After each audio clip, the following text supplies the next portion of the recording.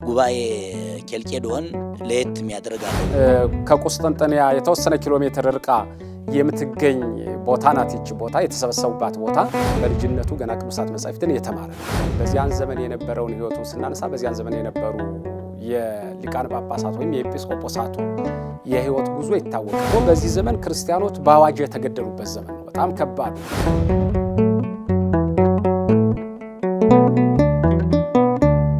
ሰላም ጤና ይስጥልን የተወዳጅ ተመልካቾቻችን እንደምንሰነበታችሁ። በዛሬው መርሃ ግብራችን እንግዳ ጋብዘን እንደተለመደው የአንዱን ሊቅ የሕይወት ታሪክ ይዘን ወደ እናንተ መጥተናል። እስከ መርሃ ግብራችን ፍጻሜ አብራችሁን እንድትሆኑ በፍቅርና በትህትና እንጠይቃችኋለን።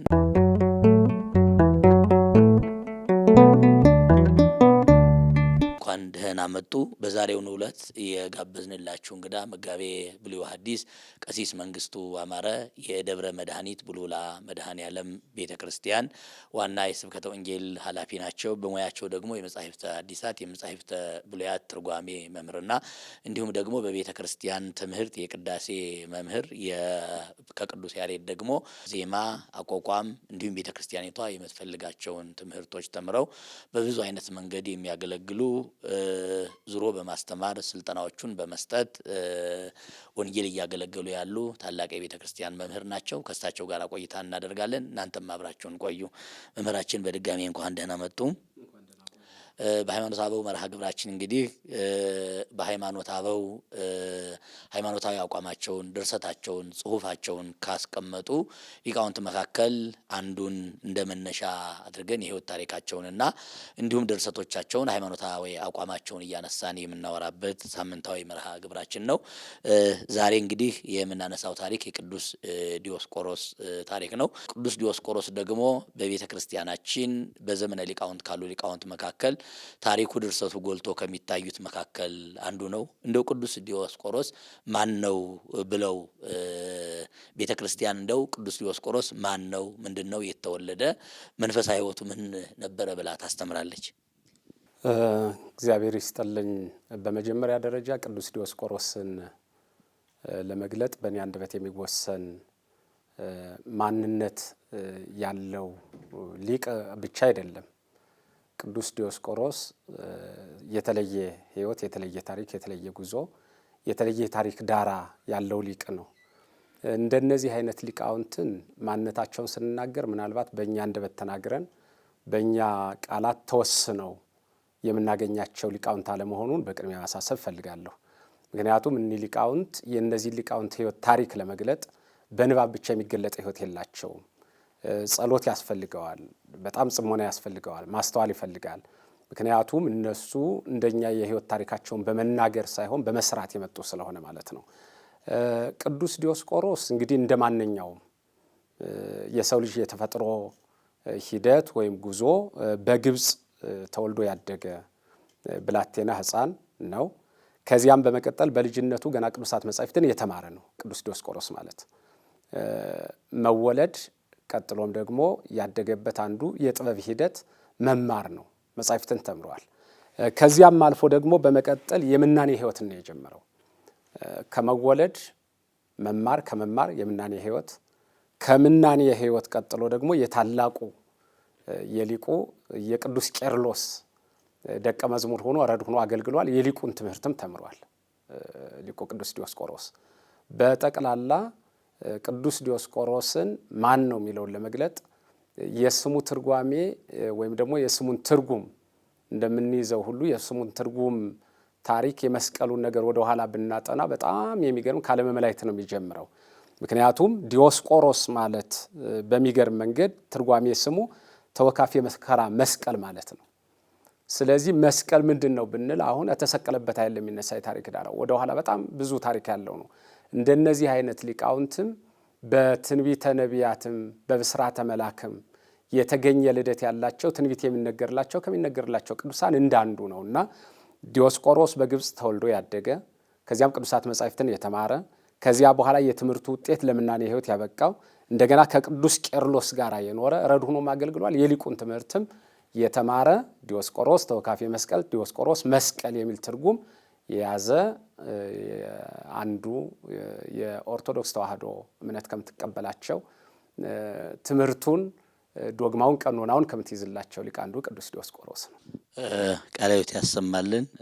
እጅግ መልካም ነው። በአጭር ጊዜ አብራርተው የተወለደበትንና ያደገበትን የኖረበትን ብሎም ደግሞ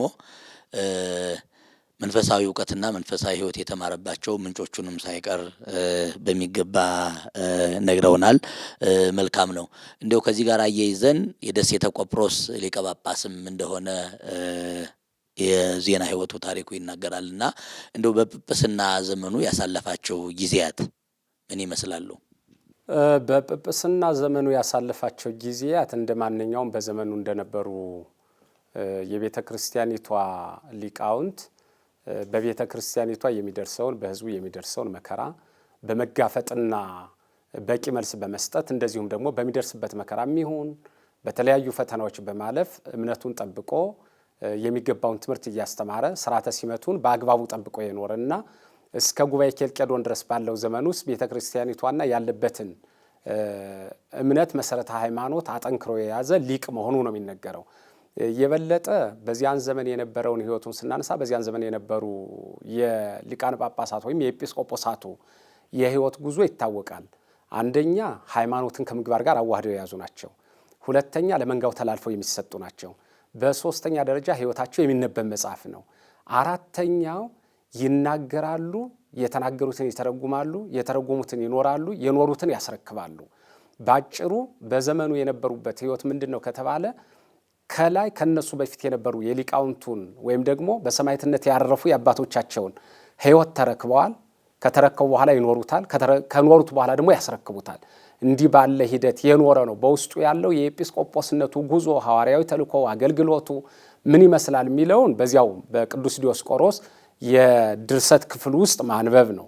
ትልቁ ነገር ግን እንዳልነው የሚጠበቅባትን ትምህርት ሃይማኖቷን ጠብቆ ቀኖናዋን አስተካክሎ ለትውልድ ለማስቀጠር ሰፍሮ ቆጥሮ ከምን እስከምን ድረስ የሚለውን ከተሰሩት ውሳኔዎች ውስጥ የተወሰኑትን አንዱን ለሕዝቡ ያስረከበ ሊቅ ነው ቅዱስ ዲዮስቆሮስ ማለት። በሌላ አነጋገር እንግዲህ ቅዱስ ዲዮስቆሮስ ቤተ ክርስቲያን በጵጵስና በምንኩስና አጠቃላይ የሰጠችውን አደራ በበቂ ሁኔታ ጠብቆ ጠንቅቆ የተወጣ ሊቅ ነው ማለት እንችላለን። በትክክል የተረከበ የጠበቀ ያስረከበ። በመጀመሪያ የተረከበ ነው፣ ሳያዛንፍ ሳያጎድል፣ ከሙሉ ሳያጎድል፣ ከተቀበለውም ሳይቀንስ ሳይጨምር ተቀበለ። የተቀበለውን ጠበቀ፣ የጠበቀውን አስረከበ። የቤተ ክርስቲያንም አገልግሎት ይህ ነው ማለት ነው። የቤተ ክርስቲያኒቱ አገልግሎትም በከመ ነገሩነ አበዊነ መቀበል ነው፣ በከመ መሃሩነ መቀበል ነው፣ መጠበቅ ነው፣ ማስረከብ።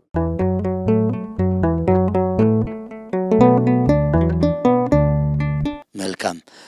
ከዚህ በመቀጠል እንግዲህ በቤተ ክርስቲያናችን የዓለም አቀፍ የታሪክ ትምህርትም በኢትዮጵያ የታሪክ ትምህርትም አጠቃላይ በኢትዮጵያ ኦርቶዶክስ ተዋሕዶ ቤተክርስቲያን የምትቀበላቸው ዓለም አቀፍ ጉባኤያት አሉ። ከነዚያ መካከል ደግሞ ዓለም አቀፍ ጉባኤያት ሲጠሩ ደግሞ ከጉባኤ ጋር ተይዞ የሚጠራ የቅዱስ ዲዮስቆሮስ ሕይወትና ሃይማኖታዊ አቋም ታሪክ ነው። እንዲያው ከዚያ በፊት በሐዲስ ኪዳን የተደረጉ ጉባኤያትን፣ ቀጥሎ ደግሞ በዘመነ ሊቃውንት የተደረጉ ጉባኤያትን፣ ከዚያ ቀጥሎ ደግሞ በቅዱስ ዲዮስቆሮስ የነበረው ጉባኤ ኬልቄዶን ምን መልክ እንደነበረውና ቅዱስ ዲዮስቆሮስ ከዚያ ጉባኤ ለምን እንደተለየ ወይም ደግሞ የጉባኤውን ሁኔታ ቢያስተምሩን። ቤተ ክርስቲያን በዘመነ ሐዲስ የዘመነ ብሉያቱ የነቢያት ሂደት እንዳለ ሆኖ በዘመነ ብሉይ ሃይማኖታቸውን የጠበቁ ነቢያት ምን ይመስላሉ የሚለው የታሪክ ዳራ እንዳለ ሆኖ በሐዲስ ኪዳን ከዘመነ ሊቃውንት ለመድረስ ቤተ ክርስቲያን በአምስት መሰረታዊ መንገዶች ከፍላ ነው ዘመኑ የምታስቀምጠው። አንደኛው ዘመነ ስጋዌ ነው። ሁለተኛው ዘመነ ሐዋርያት ነው። ሶስተኛ ዘመነ ሐዋርያነ አበው ነው። ከሱ በመቀጠል ዘመነ ሰማዕታት ነው። ከዚያ ዘመነ ሊቃውንት ነው። እነ ቅዱስ ዲዮስቆሮስ ያሉበት ዘመን ዘመነ ሊቃውንት ነው። ዘመነ ስጋዌ የምንለው ከልደቱ እስከ ዕርገቱ ድረስ ያለው ዘመን ነው። በዚያን ዘመን ያለው የቤተ ክርስቲያኒቷ መሰረተ ሃይማኖት ጉዞ ቀላል ነገር አይደለም።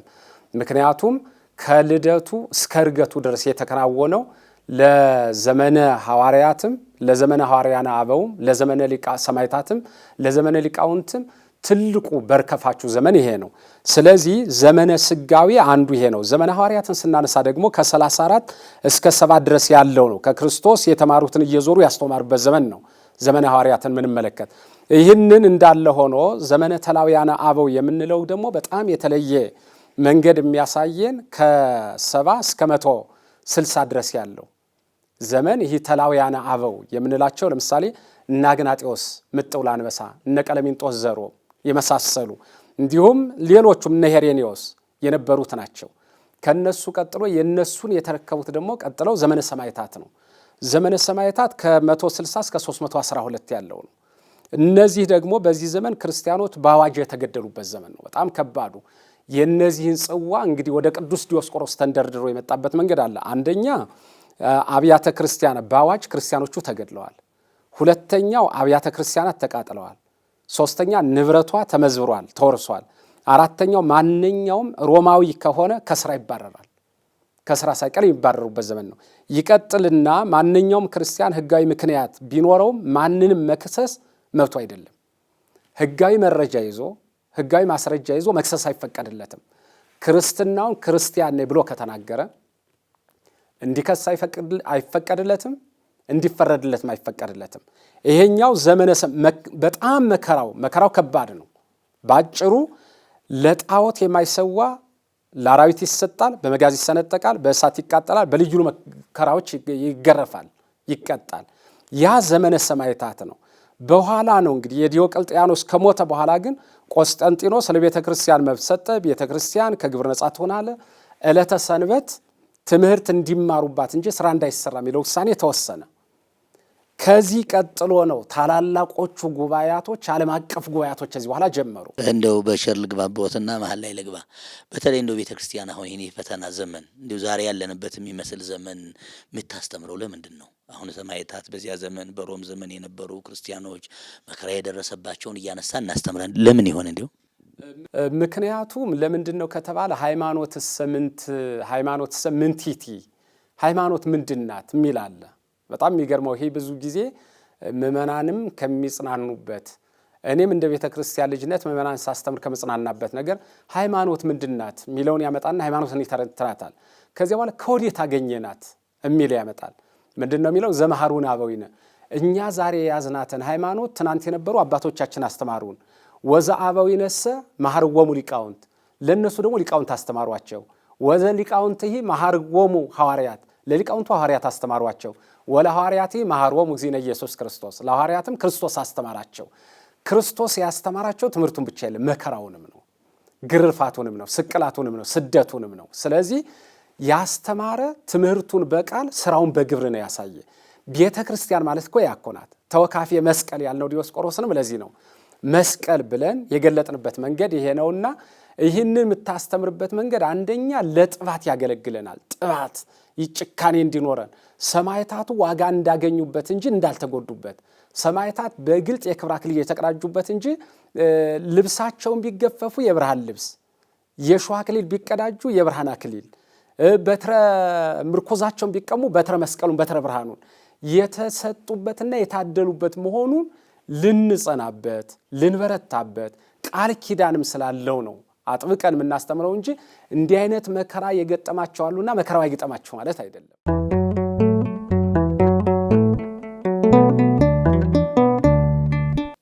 ቃለ ሕይወት ያሰማልን መምህራችን። አሁንም በጥሩ ሁኔታ እንደው እየመጡ ስለሆነ ምናልባት አንዳንድ ጊዜ እንደው ከምንሰማውም አንጻር አሁን በጣም ወደ ኋላ ስንቆጥረው ዘመነ ሰማዕታት ሩቅ ነው በእድሜ። ቤተ ክርስቲያኒቷ ደግሞ ሁል ጊዜ የክርስቶስን ትኩስ ዜና የምታወራ እንደመሆኗ መጠን ዛሬ ያለው መከራና ትናንትና በነ ዲዮስቆሮስ በሰማዕታት ዘመን በነ ኢየሉጣ በነ ቂርቆስ የነበረው መከራ ሃይማኖቱ የማይለወጥ አንድ ስለሆነ ተመሳሳይ ነው እና ይህን ተመሳሳይ መከራ ሲገጥማቸው ክርስቲያኖች በዚህ ዘመን ያሉት የተገፉ እግዚአብሔር ያልሰማቸው የተገለሉ መስሎም ይታያቸዋል። በእውኑ እንዲህ ነው ቤተ ክርስቲያን የምትረዳው? ትኩስ ዜናነቱ ለዓለምና ለኢአንባቢያን ነው። አንባቢ ያስተውል ያለበት እኮ ምክንያት እኮ መጻሕፍት ሁልጊዜም ቢሆን ቤተ ክርስቲያን የዛሬውን አይደለም ትናንትናም ዛሬም ነገም ቤተ ክርስቲያን ያው ናት። ያ ማለት ምን ማለት ነው? በየዘመናቱ መከራ ሊፈራረቅባት ይችላል፣ ችግር ሊፈራረቅባት ይችላል። ያን ደግሞ ለሚያስችለውና ለሚሆንላቸው በዘመነ ሰማዕታትም እኮ ሰማዕትነት የተቀበሉ እንዳሉ ይህንን ሰማዕትነት ያልተቀበሉ ምእመናንም እኮ አሉ።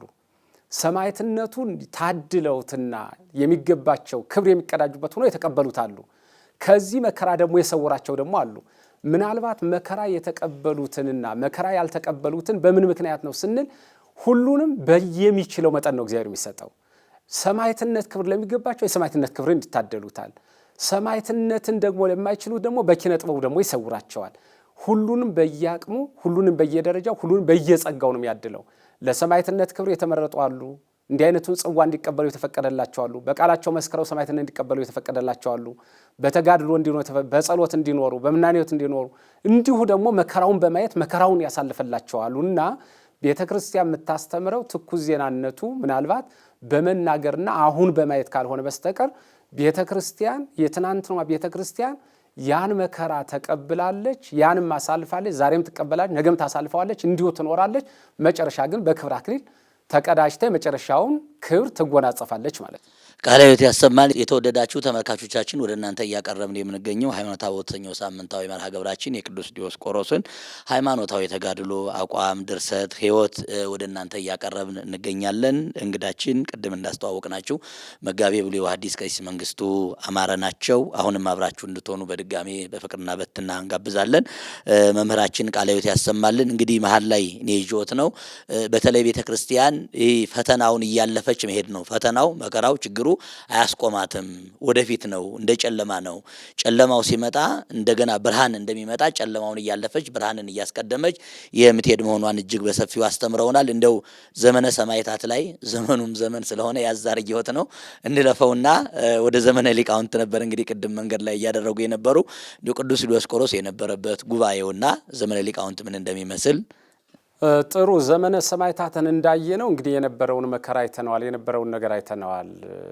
በዚህ ቃላት ብቻ አሁን እንደተናገሩት በመግቢያዬም በዚህች ውስን በሆነች ደቂቃ ዘመነ ሰማዕታትን መግለጥ እንዲያውኑ መነሻ ያህል እንደ መነሻ ይያዝ ነው እንጂ ሰማዕትነትን በቃላቸው፣ ሰማዕትነትን በትምህርታቸው፣ ሰማዕትነትን በሕይወታቸው፣ ሰማዕትነትን በእሳት፣ በሰይፍ፣ በስለት በብዙ መንገድ በ9 መሰረታዊ መንገዶች ያለፉ እንዳሉ ይታወቃል።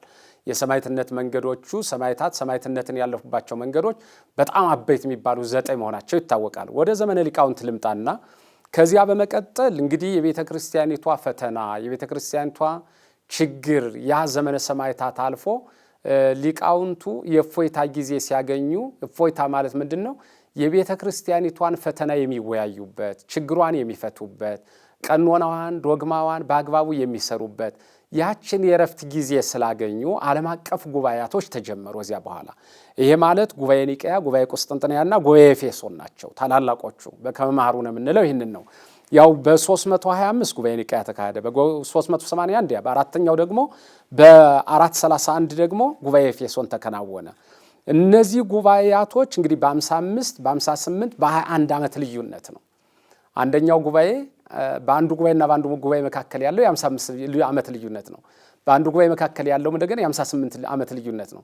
የአንደኛው ጉባኤ ኤፌሶን ደግሞ የ21 ዓመት ልዩነት ነው። ጉባኤ ኒቅያ በ325 ተከናውኖ ከሆነ ከኒቅያ እስከ ቁስጥንጥንያ ድረስ ባለው 55 ዓመት ነው። ከቁስጥንጥንያ ጀምሮ ደግሞ እስከ ኤፌሶን ያለው 58 ዓመት ነው። እስከ ኬልቄዶን ያለው ደግሞ 21 ቅዱስ ዲዮስቆሮስ የተገኘበት በ21 ዓመት ልዩነት ነው። የሚገርመው የ55ቱም ዓመት የ58ም ዓመት የ21 ዓመትም የተሰሩት ጉባኤያቶች ግን የ58 ዓመት አገልግሎት የሚሰጡ ሳይሆን እስከ ዓለም ፍጻሜ የሚያገለግሉ ናቸው። አንደኛ ዘመን አልፎ ዘመን ቢተካ የሚሻሩ አይደሉም። ዘመን አልፎ ዘመን ቢተካ ይህ እኮ ተሳስቷል ይባል አይደለም። በጣም በጸሎት የታገዘ ነው። በጣም ሰማዕትነትን ተቀብለው አንዳንዶቹም በቅርጫት አንዳንዶቹም በአልጋ አንዳንዶቹም በድጋፍ አንዳንዶቹም በምርኩዝ አንዳንዶቹም በብዙ መንገድ ያን ሰማዕትነትን ሲጽፉት በቀለም እኔ በቀለም ብቻ ተጻፈ ብዬ በቃል ተነገረ ብዬ አላምንም ማለት ምንድን ነው?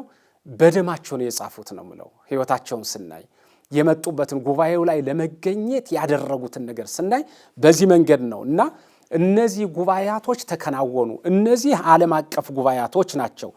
ዋናዎቹ የሚባሉት ጉባኤያቶች ግን እንደሚታወቀው በጣም በሚገርም መንገድ በረከተ ጸሎቶም ያሉ ምስሌን የምንላቸው ጸሎታቸው በረከታቸው አይለየን የምንላቸው ግን 9 ጉባኤያት ናቸው።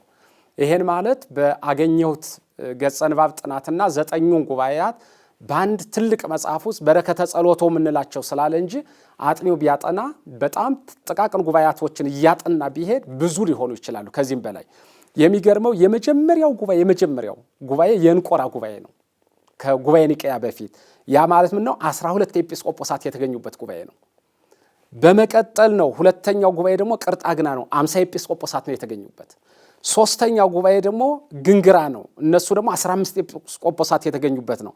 ከዚያ በኋላ ነው ዓለም አቀፍ አራተኛው ጉባኤ ኒቄያ ተጀመረ። 318 ሊቃውንት የተገኙበት ማለት ነው። አምስተኛው ደግሞ 13 ኤጲስቆጶሳት የተገኙበት የአንጾኪያ ጉባኤ ነው። ከዚያ ስድስተኛው ጉባኤ ሎዶቅያ ነው። 29 ኤጲስቆጶሳት ነው የተገኙበት። አራተኛው ወይም ደግሞ ሰባተኛው ጉባኤ ደግሞ 130 ኤጲስቆጶሳት የተገኙበት ሰርድቅ የሚባለው ጉባኤ ነው። 130 ናቸው። እንግዲህ ትንሽ ነው የቀረ 20 ነው የቀረ ከአንደኛው ጉባኤ ጋር ለመተካከል ማለት ነው። 130 ኤጲስቆጶሳት ተገኝተውበታል። ስምንተኛው ጉባኤ ቁስጥንጥንያ ነው። 150 ሊቃውንት የተገኙበት። ዘጠነኛው ጉባኤ ኤፌሶን ነው። 200 ኤጲስቆጶሳት የተገኙበት። እነዚህ 9 ጉባኤያት የኢትዮጵያ ኦርቶዶክስ ተዋሕዶ ቤተክርስቲያንና ሀታ አብያተ ክርስቲያናት በረከተ ጸሎቶሙ ወሀብተ ረድኤቶሙ ረድኤታቸውም ጸሎታቸውም በረከታቸው አይለየን ብለን አምነን አባቶቻችን ያሰረከቡንን እምነት እናምናለን እንታምናለን የምንላቸው እነዚህ ታላላቅ ጉባኤቶች ናቸው። እና ጉባኤው በዚህ መንገድ የቀጠለ እኛ የምንቀበለው ጉባኤ ነው። ወደ ጉባኤ ዲዮስቆሮስ ስንሄድ ግን እንግዲህ ቀጥሎ ያለው ስለዚህ ጉባኤያቱ እነዚህን ይመስላሉ ማለት ነው። ሃይማኖታችን ያጸናንበት፣ ቀኖናችን የተሰራበት፣ ስርዓተ ቤተክርስቲያን የተቀበልንበት ጥንቅቅ ያለ ምንም ነውር ነቀፋ የሌለበት እምነታችን፣ ስርዓታችን፣ ዶግማችንን የያዘው በእነዚህ 9 ጉባኤያት ተከናውነዋል። ከጉባኤ ኬልቄዶን በፊት ማለት ነው።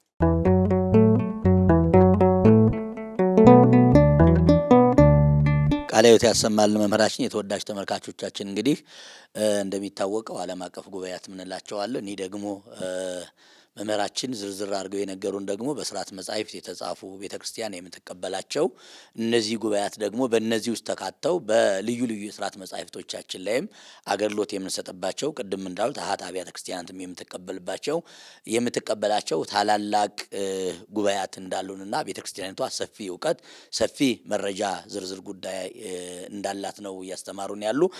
እንግዲህ ወደ በተለይ ጉባኤ ኬልቄዶን ለየት የሚያደርጋለው በተለይ ከተሰብሳቢዎቹ ብዛት የተነሳ ጉባኤው ደግሞ እንደ ሌሎቹ እንደ ኤፌሶን ጉባኤ እንደ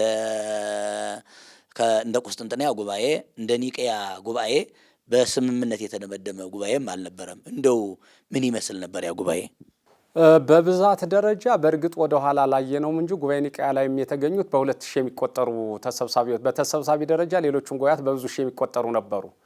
ያው የተመረጠ ብዙ ቢሆንም የተጠሩት ወይም ደግሞ የተጠሩ ብዙ ቢሆንም የተመረጡ ጥቂቶች መሆናቸው ለጉባኤው አቋም ያላቸውና እውነቱን እውነት ሐሰቱን ሐሰት ያሉ በማለት እናየዋለን እንጂ በብዙ ሺህ የሚቆጠሩ ከዚህ በፊት ባሉ ጉባኤያትም ተሰብስበዋል። የምናነሳቸው ቋሚዎች ነው። እንግዲህ ጉባኤ ኬልቄዶን እንደሚታወቀው በስም ደረጃ በቤተክርስቲያን ጉባኤ ከለባት እስከመባል የደረሰ ጉባኤ ነው። በጣም ከባድ የሆነ ክርክር የተካሄደበት በብዙ ሺህ የሚቆጠረው የራሱን አቋም ይዞ ቅዱስ ዲዮስቆሮስ ደግሞ ከሰባት አካላት ጋር ብቻውን ማለት ይቻላል ሆኖ በአቋም ብቻውን በጉባኤ ፊት አንብቦ ደብዳቤውን አልቀበልም እስከ ማለት ድረስ የደረሰበት ነው። ጉባኤ ኬልቄዶን እንደሚታወቀው እንግዲህ በቤተ ክርስቲያኗ ጥቅምት 8 አካባቢ ይመስለኛል ከቁስጥንጥንያ የተወሰነ ኪሎ ሜትር ርቃ የምትገኝ ቦታ ናት። ይህች ቦታ የተሰበሰቡባት ቦታ ተሰብሳቢዎቹ 637 ናቸው። ሊቃውንቱ 636 ይላሉ። 637 ኤጲስቆጶሳት ተሰብስበዋል በዚህ ጉባኤ ላይ። በጉባኤው እንደሚታወቀው የተገኘው ቅዱስ ዲዮስቆሮስ ነው። ጉዳዩን ወደ ኋላ ርዕሰ ጉዳዩን ስናየው አንደኛ የብርክልያ ታሪክና የነሊዮንን መነሻ ብናደርግ በጣም የተሻለ ነው ብዬ አስባለሁ። በዚያን ዘመን ትልቁ መርቅያን ስልጣኑን ያዘው የጉባኤው መሰብሰብ አንዱ ፈቃዱ እንዲሰበሰቡ ያደርገው መርቅያን ነው። መርቅያን ደግሞ በምን ምክንያት ተገፍቶ ጉባኤ እንዲሰበሰብ አደረገ? በጉባኤው ውስጥ ቅዱስ ዲዮስቆሮስ እንዴት ተገኘ? ሌሎቹ ለምን ተሰበሰቡ ወደሚለው ስንመጣ የኤፌሶን ጉባኤ ካለፈ በኋላ ቅዱስ ዲዮስቆሮስ በኤፌሶን ጉባኤም ከቅዱስ ቄርሎስ ጋር ተገኝቷል። ያውቀዋል የመንፈስ ቅዱስን ጉባኤ። የመንፈስ ቅዱስን ጉባኤ መንፈስ ቅዱስ ከሌለበት ጉባኤ ለይቶ የማወቅ ጸጋው አለው። አንደኛ ከሊቁ ከቄርሎስ ተምሯል፣ ሁለተኛ በምናኔ ህይወት ኖሯል፣ ሶስተኛ ደግሞ በጸሎት የታገዘ ህይወት አለው። ሌላው የነበረውን ጸሎት ነአምን በአሐዱ አምላክ ተብሎ እስከ ወንሴፎ ትንሣኤ ሙታን የነበረውን ውሳኔ ያውቀዋል፣ ጠንቅቆ ያውቀዋል። ለምን? የጉባኤ ኒቅያውን፣ ጉባኤ ቁስጥንጥንያውን፣ ጉባኤ ኤፌሶን እያጸደቀው ስለሄደ። ስለዚህ በዚህ ጉባኤ ስለነበረ የአባቶችን ታሪክ ያውቅ ነበርና ይህ ጉባኤ ሲካሄድ ቴዎዶሲዮስ በዘመኑ የነበረው የሮሙ ትልቁ ንጉስ ነው ማለት በዚያን ዘመን የነበረው ሀገረ ገዥ ነው። በአጋጣሚ ዳግማዊ ቴዎዶሲዮስ ያረፈው በሐምሌ ወር በ450 ዓመተ ምህረት በድንገት አረፈ። የዚች የብርክልያ እንደሚታወቀው ወንድሟ ነው እና ቴዎዶሲዮስ ወራሽ ስላልነበረው ለአልጋ ወራሽነት ቅርብ የነበረችዋ ታላቅ እህቱ ስለነበረች ምን አደረገች? ብርክያ ነበረችና አኗኗሯ ህይወቷ በሁለት ነገር ነው። አንደኛ በምናኔ ህይወት ነው የምትኖረው፣ ሁለተኛ በዘመኑ በነበረው ስርዓት በነበረው ገዳማዊ ህይወት አኗኗር ነው የምትኖረው። ያን ትኖር ነበርና ነገር ግን ለስልጣኑ ስለጓጓች ወንድሜ ካረፈ ይህ ስልጣን ሌላ ሊወስደው ይችላል፣ በሌላ እጅ ሊገባ ነው ከማለት የተነሳ የተሰጣትን ገዳማዊ ህይወት፣ መንፈሳዊ ህይወት የነበረበችን ጤናማ ህይወት ተወችውና ስልጣኑን ለማግኘት የያዘችውን መንፈሳዊ ህይወት አራግፋ ማለት ይቻላል በዘመኑ የነበረችበትን ህይወት ጥላ የሮም መንግስት የጦር አዛዥ ያን ጊዜ ጀነራሉ የነበረው መርቅያን ነው። መርቅያንን አገባች። መርቅያንን ስታገባ በጣም የሚገርመው በነሐሴ ወር በ450 ማለት ነው። በዚያን ዘመን ምን ሆነ? እሱ ንጉሠ ነገሥት እሷ ንግሥት ሆና የሮምን ንጉሠ ነገሥትነት መንግስት ማስተዳደር ጀመሩ። በዚህን ሰዓት ሊዮን ሊቀ ጳጳሱ ማለት ነው ወይም ፓትርያርኩ ምን አደረገ? አንድ መልእክት ላከ። ለማን? ለመርቅያንና ለብርክልያ። ለኒ መልእክት የላከላቸው ምንድነው? የሮሙ ፓፕ ሊዮን ከአዲሶቹ የሮም ንግስትና ንጉሥ ዘንድ ተወዳጅነት ለማግኘት ሲል አንደኛ ጋብቻቸውን በማወደስ አጸደቀላቸው። የተወቹን መንፈሳዊ ጤናማ ነው አለ፣ ጥሩ አድርገሻል አለ። ይሄ ጥሩ አይደለም አላላትም። የጉባኤ ኬልቄዶን ስህተት የሚጀምረው እንግዲህ ከዚህ ነው። ሃይማኖታዊ ዶግማቲኮ እዚያ ይጀምራል፣ ቀኖናውን ግን ከዚህ ይጀምረዋል። ምክንያቱም በዘመኑ የነበረው ስርዓት ጥሳ ነው የገባቸው። ይህንን ስትሰራ ይህን ጥሩ አላደረግሽም ግን ማለት ይችላል፣ ንስሐ ሊሆን ይችላል። በዘመኑ በነበረው ስርዓት መስራት ይችል ነበረ። አንደኛ ጋብቻቸውን በማወደስ አጸደቀላቸው። ሁለተኛ የቡራኬ ምስጋና ላከላቸው። ቡራኬ ያንን በረከት አድርጎ ትክክል መሆኑን። በዚህ ምክንያት ፓፕ ሊዮን ከንጉሱ ጋር ጥብቅ ግንኙነት ኖራቸው። በዚህን ሰዓት ነው እንግዲህ ጉባኤ ኬልቄዶን ጉባኤው እንዲዘጋጅ አዋጅ ታወጀ። የነበረበትን አዋጅ በጣም በሰፊ የሚታወቅ ስለሆነ አዋጁ ታወጀ። ተሰበሰቡ ሊቃውንቱ። ሁለት ባህሪ የሚለው ደብዳቤ ደረሰ፣ እንዲነበብ ተደረገ። ሊዮን የላከው አለ። ሊዮን በተለያየ ምክንያት እንደቀረ ነው የሚነገረው። ፓፑ ደብዳቤው ሲነበብ ጉባኤውን ተቃውሞ ሁለት ባህሪ የሚለው ክርክር ተካሂዶ፣ ይህ በነገር ሃይማኖት ራሱን የቻለ ክርክር የሚታይ ቢሆንም ክርክሩ ተካሂደና ቅዱስ ዲዮስቆሮስ በዚህ ጉባኤ ተቃውሞ አነሳ። ለምንድን ነው ንጉሥ የላከውን ያውም ደግሞ ፓፑም ያጸደቀውን ነገር ማትቀበል የሚለው ክርክር በጣም እየበረታ ሲሄድ እሱ ያለው አማራጭ እንደማይቀበልና በዚህ ጉባኤ እንደማያምንበት አቋም ያዘ። የተሰጠውን ደብዳቤ ማንበብ አይደለም እስከ መቅደድ ድረስ ደረሰ። በዚህ ምክንያት ይህ ርዕሰ ጉዳይ ለማን ደረሰ? ለብርክልያ ደረሳት ጉዳዩ። ብርክልያ እኔ ያሳምነዋለሁ የሚል አጀንዳ ያዘችና ወደ እሷ እንዲልኩት የሚያደርገው ሂደት ተጀመረ። ክሱ ተጀመረ። የነበረውን ክርክር እንግዲህ በዚህ መንገድ ነው። ያ ጉባኤ ሁለት ባህሪ ነው ክርክሩ። በውስጡ እንግዲህ ዶግማቲኮቹ ብዙ ጥያቄዎች እነሳሉ። ክርክሩ ተካሂዷል። ዲዮስቆሮስ በአቋም እንደማይቀበል ይህንን አዋጅ አወጀ። 600 እንግዲህ እንደሚታወቀው 630 ማለት ነው። 630 በአቋም የንጉሱንም የንግስቲቱንም የሮሙን ፓፕም ዓላማ ሲቀበሉ በጉባኤ ኒቅያ፣ በጉባኤ ኤፌሶን፣ በጉባኤ ቁስጥንጥንያ የተወሰነውን ውሳኔ በአቋም ይዞ እሱ ግን ሁለት ባህሪ የማይል መሆኑን በአቋም የገለጠ ቅዱስ ዲዮስቆሮስ ነው።